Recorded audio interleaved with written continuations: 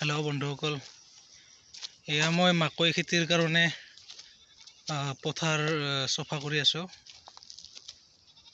নাৰাবোৰ কাটি সাইড কৰি আছো এতিয়া বৰ্তমান আজিৰ পৰা আৰম্ভ কৰিছো ইয়াত মই অলপ মাকৈ কৰি চাম বুলি ভাবিছো আগতে টেষ্টিং হিচাপত কৰিছিলো যদিও মানে ভালে হৈছিল কমকে কৰিছিলো যেহেতু এবাৰ অকনমান এবিঘা মান কৰি চাম বুলি ভাবিছো অকনমান বেছি আৰু এবিঘা মান কৰি চাম বুলি ভাবিছো কি হয় চাওচোন এনেকে এইবিলাক ধান নুলালে সেইকাৰণে এইবিলাক কাটি আছো এতিয়া এইবিলাক হেৰি জিৰণি চৰা এটা বনাবলৈ ভাবিছো এই নাৰাখিনিৰে আৰু ইয়াত মাকৈ কৰিম তাৰ পিছত এইবিলাক কাটিবলৈ আছে আজিৰ পৰা আৰম্ভ কৰিছো এই দেখাম বুলি ভাবিলো আপোনালোকক এটা সৰু ভিডিও বহুত দিন দিয়া নাই তো আপোনালোক যিবিলাক মোৰ বন্ধু বান্ধৱী সাবস্ক্ৰাইবাৰ্ছ আছে তো মোৰ